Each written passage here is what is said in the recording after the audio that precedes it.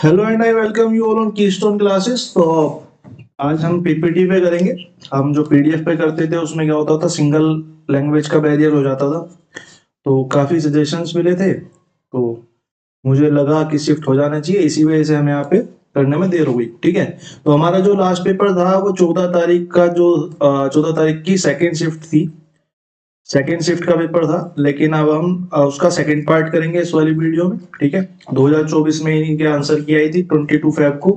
पहले क्वेश्चन की तरफ को बढ़ते हैं। पहला क्वेश्चन हमारा क्या है, एक वृत्ताकार चूड़ी की परिधि और व्यास के बीच में अंतर 6 सेंटीमीटर है।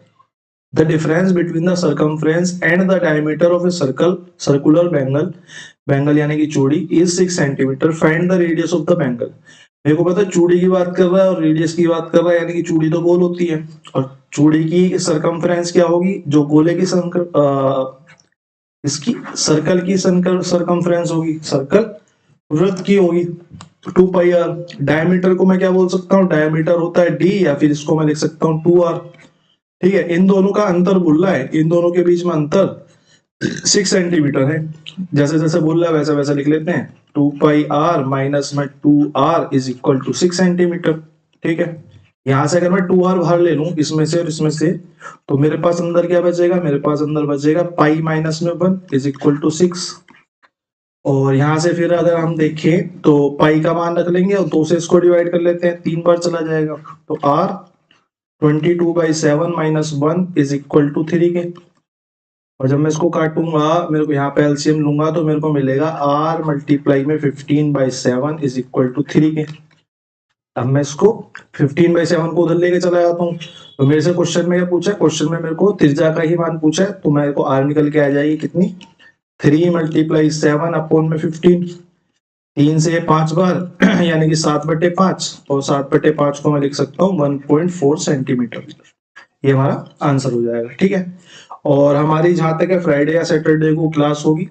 कल आपका ग्रुप अपडेट हो जाएगा, कल शाम तक अपडेट आएंगी, उसमें जितने भी क्वेश्चंस हमारे असिस्टेंट ग्रेड 3 के या फिर कोई और पेपर मेरे को मिलेगा वो आपको ग्रुप में मिल जाएगा, जो अच्छे क्वेश्चंस होंगे, और उसी की रिलेटेड आपकी क्लास जो है संडे को आएगी। ठीक है, ये दोनों चीजें थी।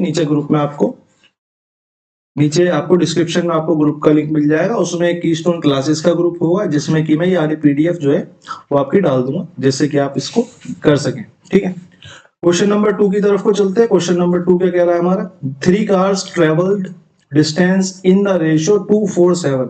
3 कार जो है 247 के अनुपात में दूरी तय करती हैं।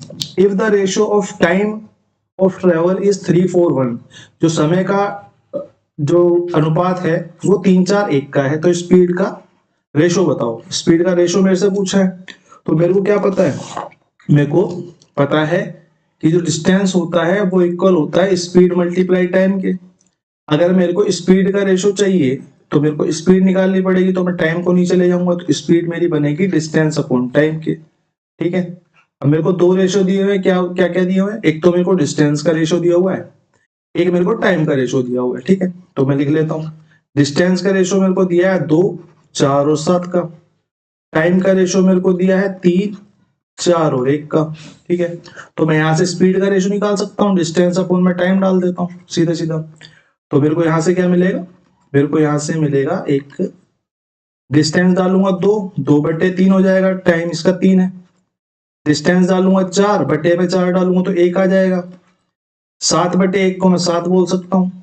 तो यहां से मेरे को मिला, अगर मैं यहाँ पे पूरे में तीनों में 3 की मल्टीप्लाई कर दूं, उससे क्या होगा, उससे ये 3 जो है नीचे वाला कट हो जाएगा, तो मेरा मिलेगा 3 दूनी 6 और 3 एकम 3 और आपका एक और 7 या 21, सॉरी 3 दूनी 6 नहीं, 3 एकम 3, इरेजर इरेज। ठीक है, ये 2:3:21 हमारा यहाँ पे राइट आंसर हो जाएगा। हमने क्या करा, यहाँ पे ऊपर नीचे 3 की मल्टीप्लाई कर दी, सब में 3 की मल्टीप्लाई कर दी, जिससे कि ये 7 या 21 हो गया, ये 3 एकम 3 हो गया, और ये 3 से 3 कट के यहाँ पे 2 आ गया। तो हमारा 2:3:21 यानी कि ऑप्शन नंबर बी जो है हमारा यहाँ पे राइट आंसर हो जाएगा। ठीक है, आई होप अब सब लोगों के लिए ठीक होगा, क्योंकि काफी डिमांड आ रही थी कि इंग्लिश में भी कराओ, इंग्लिश में भी कराओ, इंग्लिश में भी क्वेश्चन दिखाओ। अब आपके बाइलिंगुअल क्वेश्चन हो गए, मेहनत लगी लेकिन मुझे लगता है वर्थ इट है। ठीक है, क्वेश्चन नंबर 3 की तरफ को चलते हैं। अपनी सामान्य गति की 3/4 गति से चलने पर एक व्यक्ति अपनी सामान्य गति से दूरी तय करने में लगे समय से 4 घंटे अधिक लेता है। 4 घंटे अधिक लेता है जब वो अपनी स्पीड को 3/4 कर देता है। तो मैं ये बोल सकता हूँ 3/4 स्पीड कर रहा है तो इनिशियली स्पीड ये होगी, और कम करने के बाद करंट में स्पीड ये होगी। तो मैं स्पीड के रेशो की बात करूं तो मेरे को स्पीड का रेशो क्या मिलता है, मेरे को स्पीड का रेशो 4:3 मिलता है। अब मेरे को पता है जो भी मेरा स्पीड का रेशो होगा, टाइम का रेशो उसका उल्टा होगा। यहाँ पे 3 टाइम लगेगा तो यहाँ पे 4 टाइम लगेगा। अब इसने मेरे को बोला पहले जितनी स्पीड से आता था उससे कम करता है स्पीड को तो 4 घंटे अधिक लगते हैं, लेकिन मेरे को तो यहाँ पे टाइम के रेशो के हिसाब से दिख रहा है कि यहाँ पे 1 कम लग रहा है, यानी कि एक की वैल्यू 4 घंटे। अगर एक की वैल्यू 4 घंटे है तो इसकी वैल्यू कितनी हो जाएगी, 16 आवर्स हो जाएगी। और सॉरी टाइम की सेकेंड इरेजर ले लेते हैं। हाँ,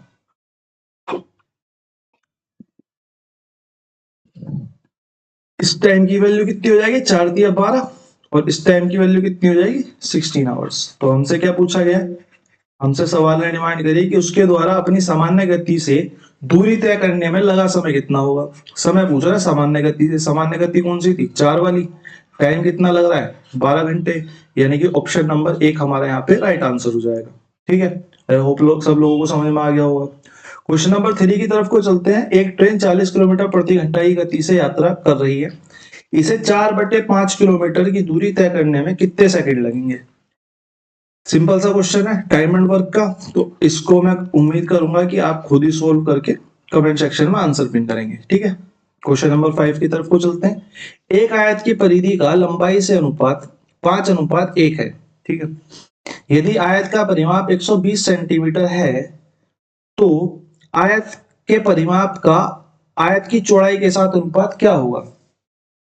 फिर मेरे को एक बात बताओ, मेरे को अनुपात ही पूछा है, अनुपात ही दिया है, तो क्या मुझे इस परिमाप पे जाने की जरूरत है, तो ये मेरे लिए सुपरफ्लुअस हो गया, इसकी मेरे को जरूरत नहीं है। ठीक है, अब मेरे को परिधि का और लंबाई का अनुपात बोला है, फिर लंबाई को मैं L बोल देता हूं, तो परिधि क्या होगी, परिधि होगी हमारी 2L + में B होगी।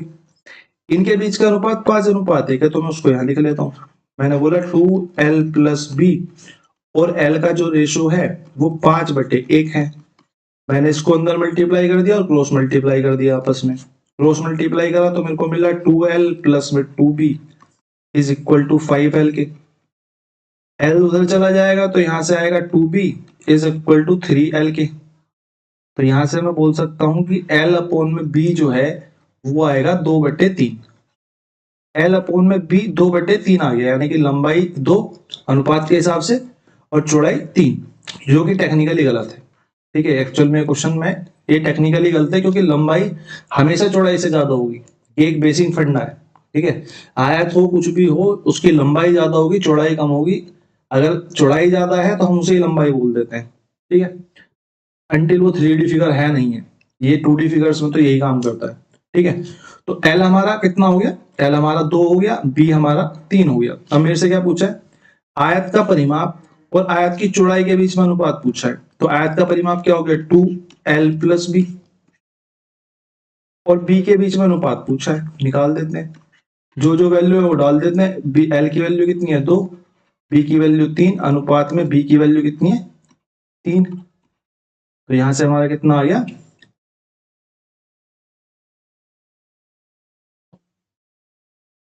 यहां से हमारा आ गया 10:3।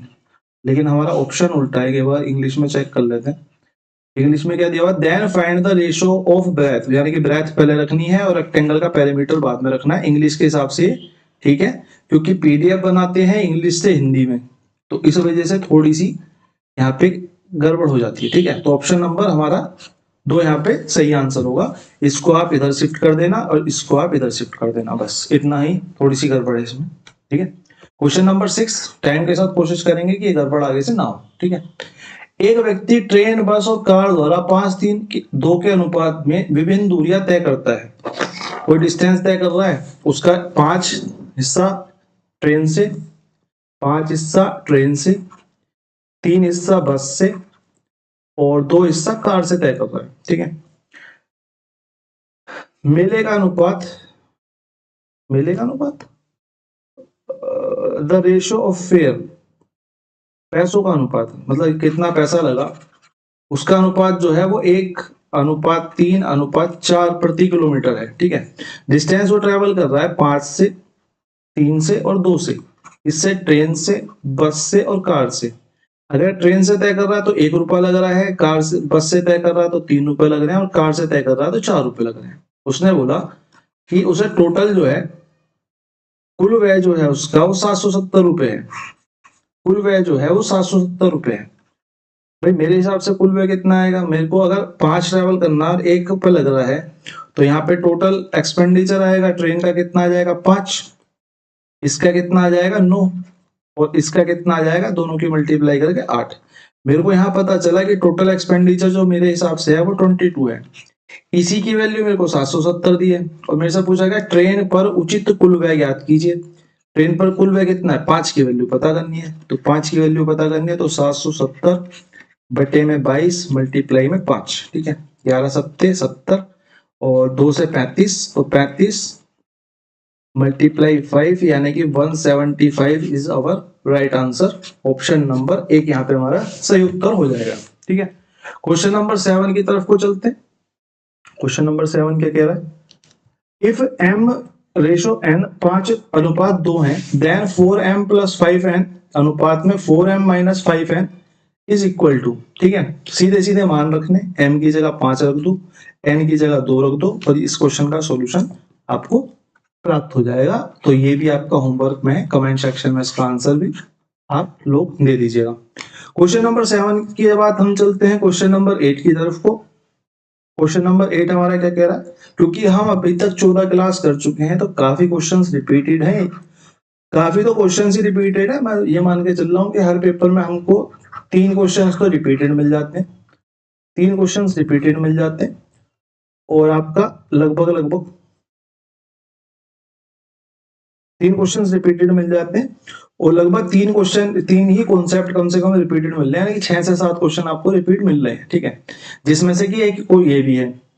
अब मेरे को बोला एक डीलर को 5% की हानि होती है यदि वह वस्तु को 22.99 में बेचे।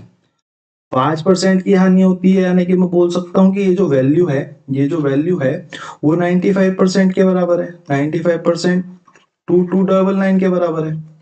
अब मेरे से क्या पूछ रहा है, मेरे से पूछ रहा है कि 5% का लाभ कमाने के लिए उस वस्तु को कितने बेचा जाए।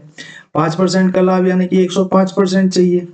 अगर 95 की वैल्यू ये है तो 105 की कितनी होगी, 2299 अपॉन में 95 मल्टीप्लाई 105। 5 से काटूंगा तो ये 19 बार और ये 21 बार और 19 से काटूंगा तो ये 19 से कम 19, 19 दूनी 38 और 19 से कम 19 यानी कि 121 मल्टीप्लाई में 21 ये आएगा। क्या इकाई का अंक एक है और ये दोनों ऑप्शन तो घट गया। खेलना लास्ट टाइम चल रहा है बिल्कुल, तो आप इन दोनों को भी खेल सकते हो और लास्ट टाइम नहीं चल रहा है तो 121 की मल्टीप्लाई कर लो। 21 में कितना आएगा, 121 12 दूनी 24 2420 प्लस में 121 2420 प्लस में 121 कितना आ गया हमारा 2541 हमारा यहाँ पे राइट आंसर आ गया। ऑप्शन नंबर डी हमारा यहाँ पे करेक्ट आंसर हो गया। ठीक है, आई होप सब लोगों को अच्छा लग रहा होगा। जो जो इंग्लिश के लिए डिमांड कर रहे थे उनकी डिमांड्स पूरी हो चुकी हैं। एक लाइक कर दीजिएगा इसी बात पे। ठीक है, चलिए 9वें क्वेश्चन की तरफ को चलते हैं। A can do a piece of work in 20 days which B can do in 10 days. B worked at it for 6 days. A can finish the remaining work in how many days? Question कह रहा है कि A एक कार्य को 20 दिन में कर सकता है, B उस कार्य को 10 दिन में कर सकता है। B ने इस पर 6 दिन तक कार्य किया, 6 दिन तक कार्य किया, फिर उसके बाद A लग गया। A ने शेष कार्य को कितने दिनों में पूरा कर सकता है। ठीक है, तो निकाल लेते हैं क्या आएगा, देखते हैं। सिंपल सा क्वेश्चन है वैसे तो, होमवर्क में दे दूं या चलो इसको भी होमवर्क में रखते हैं। अगर किसी का नहीं होता है तो मेरे को बताना कमेंट सेक्शन में, मैं आपको करा दूंगा, बहुत सिंपल सा क्वेश्चन है, ठीक है। क्वेश्चन नंबर 10 की तरफ को चलते हैं। क्वेश्चन नंबर 10 हमारा क्या कह रहा है, ये अच्छा क्वेश्चन है, थोड़ा सा ठीक है, कैलकुलेटिव कह लो, अच्छा कह लो, जो कुछ कहना वो कह लो, थोड़ा सा अच्छा क्वेश्चन है। एक वर्गाकार मैदान के चारों ओर पथ की चौड़ाई 2.5 मीटर है। इस तरीके के क्वेश्चन में क्या होता है, एक हमारा मैदान है, वर्गाकार मैदान है, यानी कि ये भी ए, ये भी ए, ये भी ए और ये भी ए। इसके चारों तरफ 2.5 मीटर का एक पथ बना हुआ है, यानी कि पैदल चलने की जगह है। अब देखो 2.5 मीटर का यहाँ पे, 2.5 मीटर का यहाँ पे, 2.5 का यहाँ पे और 2.5 का ही यहाँ पे, चारों तरफ बनी है, ठीक है। जिसका क्षेत्रफल 115 है, उसके क्षेत्रफल की बात करिए, मुझे कह रहा है कि इसका जो क्षेत्रफल है वो 15 है। अगर इसका क्षेत्रफल 15 है, किसका क्षेत्रफल की बात कर रहा है, इसकी क्षेत्रफल की बात कर रहा है, इसके क्षेत्रफल की बात कर रहा है पूरे की। अगर इसकी बात कर रहा है तो मैं ये कह सकता हूं कि अगर मैं बड़े वाले में से, अगर मैं बड़े वाले को देखूं तो मेरे को क्या मिलता है कि बड़े वाले की जो साइड है वो a प्लस में 5 होगी, क्योंकि 2.5 a प्लस होगा, 2.5 a प्लस होगा, यहाँ से भी सेम होगी, a प्लस में 5 होगी, यहाँ से भी वही होगी, a प्लस में 5 होगी, यहाँ से भी वही होगी, a प्लस में 5 होगी, ठीक है। तो अगर मैं बड़े वाले से छोटे वाले को घटा दूं, छोटे वाले वर्ग को घटा दूं तो मेरा पथ आ जाएगा।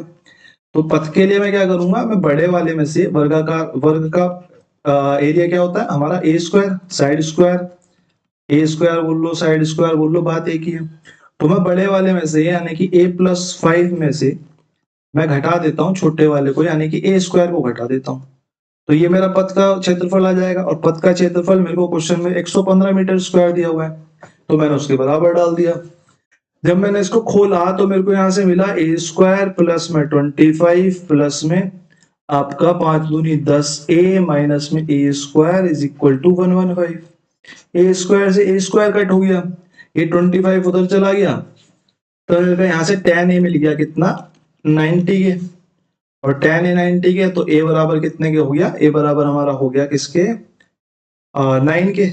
क्वेश्चन ने क्या बोला है, क्वेश्चन का देख लेते हैं। क्वेश्चन ने मेरे से डिमांड करी है कि 100 रुपए प्रति मीटर की दर से खेत में बाड़ लगाने की लागत बताओ। अब बाड़ जो लगेगी, बाड़ जो लगेगी, फेंसिंग जो होगी, फेंसिंग जो होती है वो हमारी बार बार होती है, बार बार होती है, यानी कि सरकमफ्रेंस की बात कर रहा है, सरकमफ्रेंस बोल लो या परिधि बोल लो, परिधि की बात कर रहा है, ठीक है। या फिर क्या बोलते हैं उसे, परिमाप की बात कर लो, इसमें आयत में बोलेंगे परिमाप की बात कर रहा है, परिमाप पे लगेगी। तो परिमाप क्या होता है हमारा, पेरीमीटर हमारा होता है, perimeter is equal to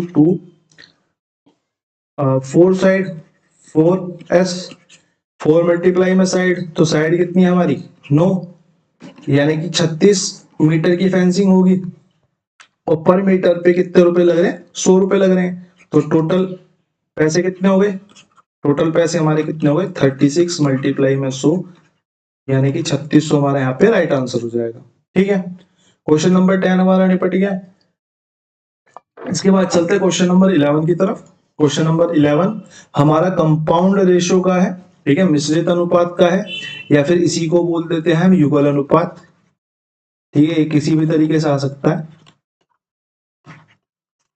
normal जिसने अनुपात करा होगा उसने कंपाउंड रेशियो पढ़ा होगा, नहीं पढ़ा होगा, मैं उसकी बात की गारंटी नहीं दे सकता, कि बहुत कम लोग पढ़ाते हैं, ठीक है। कंपाउंड रेशियो कुछ नहीं होता, 3 संख्याओं का कंपाउंड रेशियो मेरे को बोला है, तो इनके जो पहली संख्याएं हैं 2 और 3, पहली जो संख्याएं हैं कुछ नहीं करना, सिर्फ क्या करना है, पहली संख्याओं की मल्टीप्लाई करनी है, 15 मल्टीप्लाई 25 मल्टीप्लाई 35, उसका अनुपात ले लेने था दूसरे नंबर की जो संख्याएं हैं उनके मल्टीप्लीकेशन से, 20 मल्टीप्लाई 30 मल्टीप्लाई 40, बस मिश्रित अनुपात का इतना ही मतलब है, ठीक है। 5 से काट लेते हैं, 7 5 5 पचम 25, 5 तिया 12, 5 तिया 15, 5 चौक 20, 5 छिंग 30, 5 अट्ठे 40, ये यहां से मेरे को मिला 5 तिया 15 7 105 अनुपात में 8 छिंग 48 चौक का 192, 105 अनुपात में 192 हमारा यहाँ पे राइट आंसर हो गया, ठीक है। तो ऑप्शन नंबर हमारा कितना, ऑप्शन नंबर हमारा 3 यहाँ पे राइट आंसर हो गया। ठीक है, क्वेश्चन नंबर 11 की तरफ को मूव करेंगे। नेक्स्ट क्वेश्चन हमारा क्वेश्चन नंबर 11। एक सेकेंड दीजिएगा, गर्मी होने लग गई है। Question number 11, question number 12 sorry. Calcutta की एक यात्रा में एक टैक्सी 50% दूरी के लिए औसतन 48 किलोमीटर प्रति घंटा, 40% दूरी के लिए 40 किलोमीटर प्रति घंटा, शेष के लिए 20 किलोमीटर प्रति घंटा से ट्रेवल करती है। ठीक है, पूरी यात्रा में औसत गति क्या है, पूरी यात्रा की औसत गति क्या है। अब मेरे को यहाँ पे कोई डिस्टेंस तो दिया ही नहीं हुआ, डिस्टेंस मेरे को नहीं दिया हुआ, तो मैं इसी 50 को ही डिस्टेंस मान लेता हूँ, कोई दिक्कत नहीं है। तो मैंने 50 किलोमीटर की दूरी 48 किलोमीटर पर आवर के हिसाब से तय करी। ये मेरा डिस्टेंस हो गया, ये मेरी स्पीड हो गई। यहाँ से मैं टाइम निकाल पाऊंगा, क्योंकि हमने पहले पढ़ा था कि distance is equal to speed multiply में टाइम। अब मेरे को यहाँ पे टाइम चाहिए, तो मैं स्पीड को उधर ले जाता हूँ नीचे, तो टाइम बराबर में डिस्टेंस अपॉन में स्पीड हो जाएगा। ठीक बात है, डिस्टेंस अपॉन में स्पीड हो जाएगा। तो उसके बाद अगर मैं देखूं तो मेरे को 50 किलोमीटर की दूरी जो है 48 किलोमीटर, क्योंकि परसेंटेज में तो मैं डायरेक्ट इसे ही मान लेता हूँ। 40 किलोमीटर की दूरी मैं लेट ही कर रहा हूं ना, तो 40 की दूरी 40 किलोमीटर पर आवर से, और शेष 20 किलोमीटर प्रति घंटे से शेष कितनी बचेगी, 5 और 4 9 90% हो गया, तो 10 बचा। मैंने 10 को ही दूरी मान लिया 10/20 से। ठीक है, टाइम की अगर मैं बात करूं तो टाइम कितना लगेगा, 50 अपॉन में 48, 40 अपॉन में 40 और 10 अपॉन में 20। तो ये तो मेरा सीधा 1 घंटा लग गया। ये मेरा हो गया 0.5 आवर, और ये भी लगभग 1 घंटा बन गया। ठीक है, ये भी लगभग 1 घंटा बन गया। 48, या फिर मैं लिख ही देता हूँ 48 से कम 48, कितना बच गया, 2 तो 20 पे नहीं जाएगी माननी, फिर 0 आएगी यहाँ पे, तो 1 घंटा से हल्का सा ऊपर बनेगा। हम 1 घंटा 10 मिनट मान लेते हैं। ठीक है, ज्यादा से ज्यादा खींच के 10 मिनट नहीं, 10 मिनट भी नहीं, 1 घंटा 2 मिनट 3 मिनट का, हम इसे 1 घंटा ही मान लेते हैं। मेरे को ऐसा लगता है हम इसे 1 ही घंटा मान लेते हैं। तो 1 घंटा तो स्पीड थोड़ी ज्यादा तेज हो जाएगी, लेट कर लेते हैं, अभी देख लेते हैं एक बार। एक घंटा मान के, तो मेरे को यहाँ से पता चला 1 और 1 2, और ये 2.5 घंटे उसको लग गए, 2.5 आवर्स लग गए पूरी यात्रा को तय करने में। कितनी यात्रा तय करने में, 50 40 90, 90 और 10 100 किलोमीटर को तय करने में। ठीक है, 100 किलोमीटर को तय करने में 2.5 घंटे लग गए। तो स्पीड कितनी हो जाएगी हमारी, इसको नीचे ले जाएंगे, तो 100 किलोमीटर का तय करने में 2.5 घंटे लगे, तो पॉइंट को हटा के ऊपर 10 लिख देते हैं। 25 चौका 100, 40 किलोमीटर पर आवर हुई स्पीड, 40 किलोमीटर पर आवर हो गई। और यहाँ पे मैंने स्पीड को थोड़ा तेज कर दिया था, तो 40 से थोड़ी सी कम होगी, थोड़ी सी कम होगी, यानी कि 39.34 किलोमीटर पर आवर हमारा यहाँ पे राइट आंसर आ जाएगा। और अगर आपको ऐसे नहीं करना है, आपको बिल्कुल एग्जैक्ट ही निकालना है, तो फिर तो उसका कोई साधन नहीं। हम एक काम करते हैं, एक बार हम इसको प्रॉपर तरीके से निकाल के भी देख लेते हैं। ठीक है, क्योंकि एक्चुअल में जो क्वेश्चन आया था, जब एक्चुअल में क्वेश्चन आता है वो 48 नहीं आता है, ज्यादातर 50 आता है। ठीक है, या फिर ऐसी कोई संख्या आएगी जिससे कि प्रॉपर तरीके से टाइम बन सके। इसी वाले क्वेश्चन में ये प्रॉपर टाइम नहीं बन पा रहा है। जहां तक मेरे को याद है, इस तरह के क्वेश्चंस में प्रॉपर टाइम ही बन पाता है। कैलकुलेटिव बनाने के चक्कर में उन्होंने 48 डाल दिया उसमें। ठीक है, तो मैं अगर देखूं तो मेरा यहाँ पे टाइम कितना लगेगा, तो मैं टाइम देख लेता हूँ। टाइम में देखूं तो मेरे को मिलेगा 50 अपॉन में 48, प्लस में 1 घंटा, और प्लस में कितना 1/2 आवर। ठीक है, मैं टोटल टाइम को एलसीएम लेके निकाल लेता हूँ। 48 ये 50 प्लस में 48 प्लस में 48 से 24, यहां से मेरे को टोटल टाइम निकल के आया कितना, यहां से मेरे को एक टोटल टाइम निकल के आया 50 प्लस में 49 प्लस में 24, यानी कि 8 और 4 12 का 2 एक हासिल, 4 2 6 और 1 7 और 5 12, 122 बटे में 48 घंटे। ठीक है, अब क्या था हमारा डिस्टेंस कितना, अब हमें क्या लगेगा, हमको निकालना क्या, स्पीड निकालनी है। तो speed is equal to distance upon में टाइम। डिस्टेंस कितना है मेरा, मैंने अभी देखा था 50 40 90 और 10 100 है। 100 किलोमीटर अपोन में 122 मल्टीप्लाई में 48, किससे कट जाएगा? 2 से 63, 2 से 24 यानी कि 2400 अपोन 3 से और कट जाएगा, 3 से और कट जाएगा तो हम एक बार इसको इरेज कर देते हैं, इसको 3 से और काट देते हैं, इसको 3 से कट जाएगा, 3 अट्ठे 24 और 3 दूनी 6 और 3 एकम 3, और कटेगा? और तो नहीं कटेगा जी, तो ये आ गया 800 बटे 21, 21 से काट लेते हैं, 21 चौक 84 होता है तो 21 दिया ही आएगा और 3 वाला एक ही ऑप्शन दिख रहा है मेरे को, तो यहां से भी आपको ये 3 वाला ऑप्शन दिख जाएगा। आपका 39.34 किलोमीटर पर आवर हमारा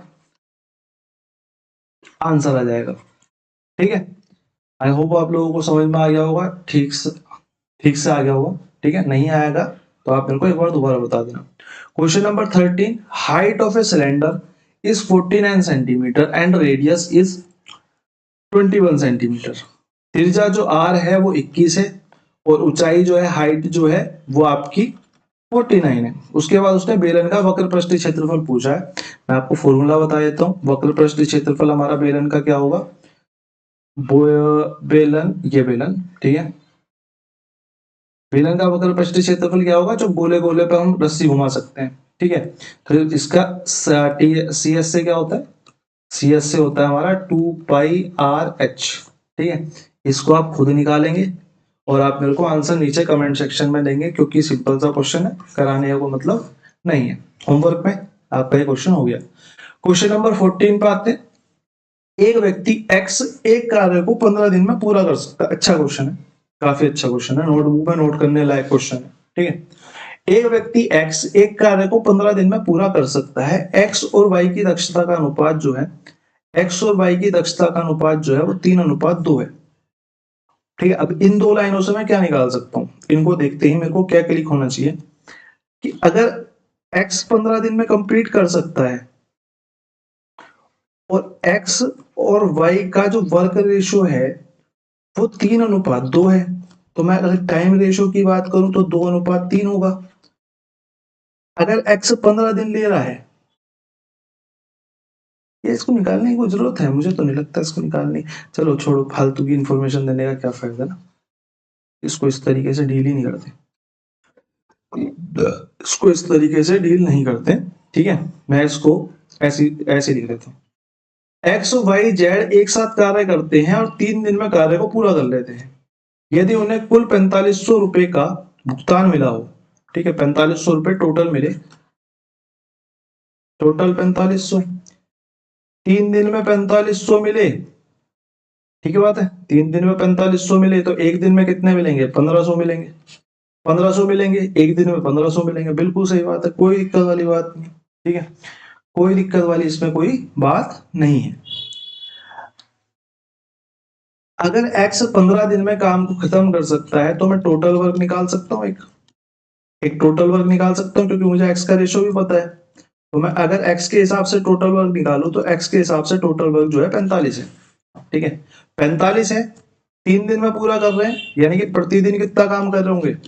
3 दिन में अगर 45 काम खत्म कर रहे हैं तो एक दिन में 15 काम कर रहे होंगे, एक दिन में 15 काम कर रहे होंगे। 3 काम तो ये x कर रहा है एक दिन में, 2 काम ये बाबूजी कर रहे हैं, तो जो जेड है इस 15 में से कितना काम? 3 2 5 खत्म हो गया, तो जेड कितना काम कर रहा होगा भाई? इन दोनों का टोटल 5 और तीनों मिलके कितना काम कर रहे हैं? या एक्स वाई जेड ही तो कर रहे थे, एक्स वाई जेड 15 कर रहे थे, ये 5 कर रहे हैं, तो जेड कितना हो गया हमारा? 10 हो गया। अगर जेड हमारा 10 हो गया, 4500 की वैल्यू 45 है, 4500 की वैल्यू 45 है, तो जेड के पैसे निकालने मेरे को। जेड कितना काम करता है? 10 काम करता है, तो 0 से 45 से 45 खत्म, तो हमारा 1000 रुपए यहाँ पे राइट आंसर हो जाएगा। 1000 नहीं आ रहा है, 1000 नहीं आ रहा है, 1000 नहीं आ रहा है, क्योंकि हम 3 दिन तक काम कराना है, 3 दिन तक काम कराना है, तो 3000 हमारा यहाँ पे राइट आंसर आ जाएगा। ठीक है, आई होप आप लोगों को समझ में आ गया, अच्छा क्वेश्चन था। ठीक है, क्वेश्चन नंबर 15 की तरफ को चलते हैं। एक दुकानदार एक वस्तु को अंकित मूल्य से 28% छूट पर बेचता है और 20% का लाभ अर्जित करता है। लगभग 6-7 बार तो रिपीट ये भी है, इसको भी होमवर्क में डाल देते हैं। ठीक है, अब तो यहाँ पे मार्क भी नहीं लगा हुआ, तो आपको करने में मजा आएगा। तो ये भी क्वेश्चन आपका होमवर्क का है, आप इसको भी करके कमेंट सेक्शन में बता सकते हैं। ठीक है, क्वेश्चन नंबर 15 के बाद चलते हैं क्वेश्चन नंबर 16। ये तीसरी बार रिपीट हो रहा है ये क्वेश्चन। मैं इसे करा के बिल्कुल भी टाइम किसी का वेस्ट नहीं करना चाहता। ठीक है, अच्छा क्वेश्चन है, इसको अब लास्ट बार हम करेंगे इस क्वेश्चन को जब हम सैटरडे को, फ्राइडे या सैटरडे को जब हम वो करेंगे, फ्राइडे या सैटरडे को हम वो करेंगे, क्या बोलते हैं उसे, जब बेस्ट क्वेश्चन वाली सीरीज करेंगे ना, तब करेंगे इस क्वेश्चन को एक बार डील। फ्राइडे को या वीडियो आएगी या फिर सैटरडे को आएगी, जब भी आएगी एक बार उसमें डील करेंगे, क्योंकि अच्छा क्वेश्चन है ये, उसमें आएगा ही आएगा। ठीक है, क्वेश्चन नंबर 17 की तरफ को चलते हैं। एक वस्तु के अंकित मूल्य पर 9% की छूट देने के बाद 1890 रुपए में बेचा जाता है। कितने की छूट मिली? 9% की छूट मिली। 9% की छूट मिली यानी कि 91% पे बेचा। 91 छूट किस पे मिलती है? छूट हमेशा हमारी एमपी पे यानी कि मार्क प्राइस पे मिलती है, यानी कि 90%, 91% की वैल्यू 1820 है। अंकित मूल्य यानी कि 100% की वैल्यू पूछ रहा है, 100% की कितनी हो जाएगी? 1820 बटे में 91 मल्टीप्लाई में 100, इससे 2 बार कट गया यानी कि 2000 यहाँ पे हमारा राइट आंसर हो जाएगा। ऑप्शन नंबर बी हमारा यहाँ पे करेक्ट आंसर हो जाएगा। इसके बाद चलते हैं क्वेश्चन नंबर 18 की तरफ को। अनामिका ने अपने उत्पादों की कीमत 32% बढ़ा दी।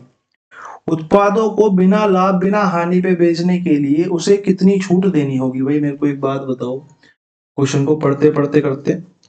अनामिका ने अपने उत्पादों की कीमत 32% बढ़ा दी, यानी कि अगर मैं सीपी की बात करूं, अगर सीपी 100% था तो उसने उस पर 32% ज्यादा एमपी लिख दिया, 132 लिख दिया, और उसे बिना हानि बिना लाभ के बेचना है, यानी कि एसपी जो है उसको 100 रखना है।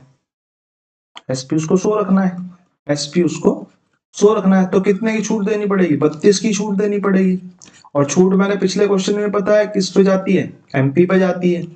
तो 132 मल्टीप्लाई में परसेंटेज निकालने के लिए 100 ऊपर मल्टीप्लाई, 4 अट्ठे 32, 4 तिया 12, 4 तिया 12, तो ये कितना आ गया? 800 बटे में 33। 33 से अगर मैं इसको काटूंगा तो कितने बजाएगा? 33 दूनी 66, 66 से कितना बच गया? 140, 140, 3 पंजे 15 नहीं जाएगा, और 3 पंजे 15 नहीं जाएगा, और 4 तिया 12, 4 पे जाएगा, 24 समथिंग आएगा। और 24 समथिंग में हमारा सिर्फ एक ही आंसर फिट होता है, 24.24% हमारा राइट आंसर हो जाएगा। ठीक है, आई होप आप लोगों को समझ में आ गया होगा क्वेश्चन। नेक्स्ट क्वेश्चन की तरफ को मूव करते हैं। 19 नंबर क्वेश्चन। 6 सेंटीमीटर त्रिज्या वाले एक ठोस गोले को पिघलाकर जब भी हम किसी भी आर्टिकल को पिघलाते हैं तो हम वहां पे उसकी वॉल्यूम की बात कर रहे होते हैं। और गोले की वॉल्यूम क्या होती है? गोले की वॉल्यूम होती है 4/3 पाई आर स्क्वायर, पाई आर की क्यूब, 4/3 पाई आर की क्यूब। ठीक है, ये गोले की हमारी वॉल्यूम होती है। 3 सेंटीमीटर ऊंचाई 2 सेंटीमीटर त्रिज्या वाले ठोस बेलन में बदल दिया जाता है। वॉल्यूम को पिघला के वॉल्यूम में बदलेंगे तो हमें बेलन की भी वॉल्यूम की बात कर रहा है, और बेलन की वॉल्यूम क्या होती है? 1/3 पाई आर स्क्वायर एच। अब बदल दिया, बड़ी चीज से छोटी छोटी कई सारी चीजें बना दी, तो मैं ये कह सकता हूं कि 4/3 गोला जो है वो पूरा पिघलाया गया, पाई आर की क्यूब, और छोटे छोटे निरे सारे बेलनों में बदल दिया गया, 1/3 पाई आर स्क्वायर एच। और मैं मान लेता हूं कि बेलन जो जितने बने उनकी वैल्यू एक्स है, तो मुझे ये एक्स फाइंड करना है। कितने सिलेंडर? एक्स सिलेंडर, मुझे नहीं पता कितने सिलेंडर। एक्स की वैल्यू फाइंड करनी है, तो मैं यहाँ से पाई काट देता हूँ, 3 से 3 को काट देता हूँ, 4 उधर ही रहने देता हूँ। आर की क्यूब है, आर कितनी है गोले की? 6 सेंटीमीटर है, तो ये कितना हो गया? 4 × 6 × 6 × 6 इज इक्वल टू आर कितनी है? 3 सेंटीमीटर ऊंचाई 2 सेंटीमीटर त्रिज्या, यानी कि 2 × 2 × 3, 3 दूनी 6, 6 से 6 खत्म, और 2 से 1 ये 2 बार खत्म, 6 × 36 दूनी 72। हाँ, 6 × 36 दूनी 72, ठीक है, 6 × 36 दूनी 72 ही तो आएगा। क्या मैंने ऑप्शन कुछ गड़बड़ कर दिए? 3 सेंटीमीटर और radius 2 centimetre, 1/3 pi r square h. ठीक है, मैं एक बार एक सेकंड देना मेरे को, मैं एक बार पेपर में चेक कर लेता हूँ, मैंने ऑप्शन शायद गलत लिख दिया इसमें ना।